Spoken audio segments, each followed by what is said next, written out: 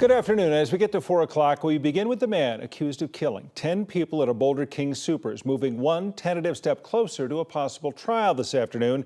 It becomes the first development in the case since the suspect was ordered to undergo a competency evaluation 2 years ago.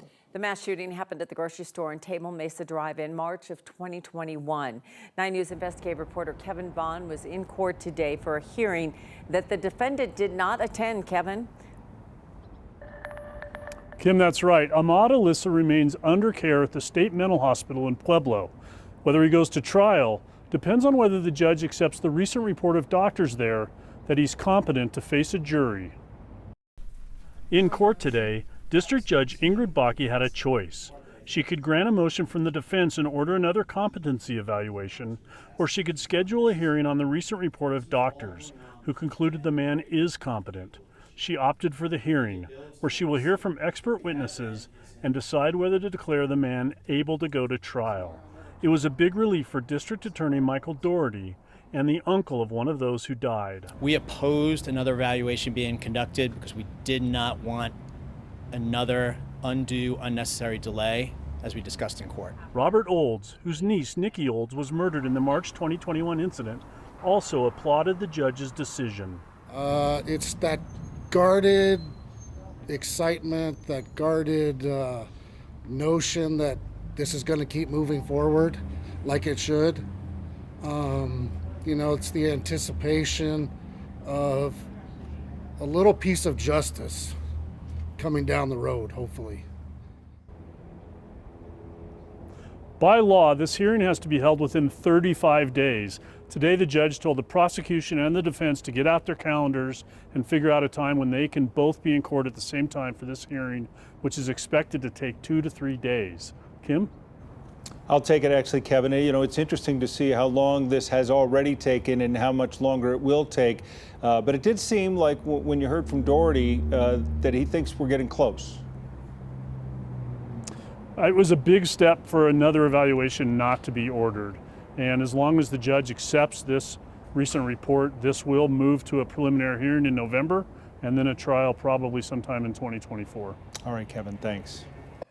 A family in Conifer is grieving after their son was killed when his aircraft went down during a training exercise in Australia Sunday morning. Major Tobin Lewis, known to his family as Toby, was one of 3 Marines killed in that crash. 20 other Marines were injured. Lewis was a father and a husband and a father of 3. His mother, Kathy Lewis, says her son was a dedicated friend and he was fun-loving. She says he wanted to be a pilot ever since he was a child, following his grandfather's steps into the Marines. The family says their faith is helping them through this and their son's family get through this tough time. We'll hear more from the family and about him coming up on 9 News at 5. Leaders from churches, police departments, and the NAACP gathered in Denver today to speak about the recent shooting in Jacksonville. Police say it was a white gunman who shot and killed 3 black people at a Dollar General store last Saturday. The FBI continues the investigation, looking into it as a hate crime. Police say the gunman had a swastika on his assault rifle and left behind racist writings. Today, those church leaders were imploring that the fight against racism has to be one that everyone is involved in.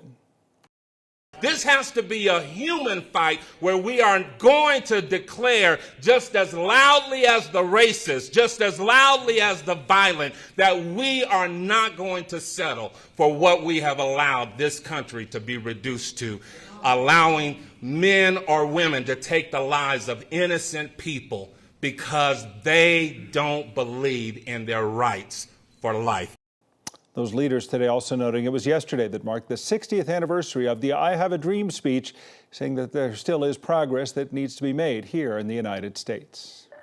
Let's take a live look outside on this Tuesday afternoon. It was beautiful out there today. Just not too hot, not too chilly, just kind of perfect, Kathy. It felt like a September day, even though I know we're still technically in August. Yeah, it's crazy. This morning there just was that little hint of fall in the air, wasn't there? Yeah, a little bit cool. It's a calm day, a beautiful summer day, Kim, as you mentioned, and temperatures below average, below the average of 85 for August. Those days don't come all that often. We've had a string of them, and now we're starting to see a shift in the weather pattern. We're headed right back to those summer 90s, probably before many of you are ready. Not much in the way of cloud cover, moisture for thunderstorms today. 82 in Denver, 77 in Colorado Springs, 84 in Greeley. Moisture levels on the low side, so not a lot available in terms of ingredients for thunderstorms today. Winds are light out of the east. They'll be shifting southwest, and really across the state, it is quiet. Now, not the same story in the Gulf of Mexico, where we are tracking dangerous Hurricane Idalia. Now a Category 2 storm. It has moved into the Gulf with record warm temperatures there, and it is rapidly intensifying. Some of these outer bands now coming into southwest Florida have tornadoes, heavy flooding rain, and damaging wind. This system is one of two we're tracking. That's Hurricane Franklin out in the Atlantic. This big system in the Gulf looks to bring heavy flooding rainfall and what could be a life-threatening storm surge north of Tampa. So forecasters are monitoring this system very closely as it may make landfall tomorrow morning as a Category 3 storm, spreading heavy rain and damaging wind across the southeast and right through the Carolinas heading into next weekend. Here in Denver, hard to complain about a day like this with sunshine and low 80s. A beautiful evening to be out and about with the family or walk to the park. We have temperatures coming back into the 90s. We'll talk about that and give you some forecast details about the upcoming holiday weekend in just a bit. Thank you, Kathy. The news from Coors Field last night had nothing to do with the best team in baseball beating one of the worst. No, it was about the two fans who ran out onto the field and knocked over the Atlanta Braves star, Ronald Acuna Jr. One fan ran up to him, seemingly trying to take a picture, and then just hugged him and wouldn't let go. Security was trying to separate them. A second person also came on the field, and in that collision with security, ended up knocking over Acuna as well. So police have identified the men they've arrested, Jefferson Gonzalez Marita and Carlos Ravello Pais. They're now facing charges for trespassing and disturbing the peace. Both are from Denver.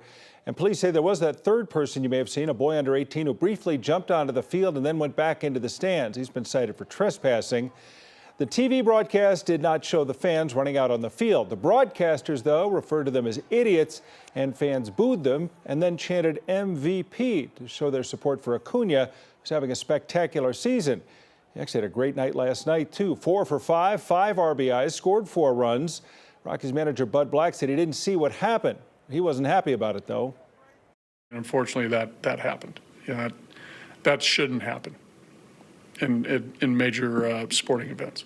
In any sporting event, that shouldn't happen. That's disappointing for me when that happens. Especially in our ballpark, in our town. That bothers me. We'll see what it looks like out there tonight, if things have changed at all, any sort of security. Acuna, of course, back in the lineup. He's one of the best players in baseball. Mm-hmm. Yeah, it was just so weird, besides being embarrassing. Yeah, the game was going to be about to become a rout. The Braves won the game 14-4. Acuna seemed cool with the whole thing, both when it happened and then after the game. He said he was a little bit scared at first. We've reached out to the Rockies to see what they've had to say and asked them about security as well. Yeah, we've asked them about the security response and if anything will change. Haven't heard back. Earlier this year, a fan tackled Dinger at the top of the dugout, you may remember. And the Rockies, didn't really talk much about that incident either. All right, we go.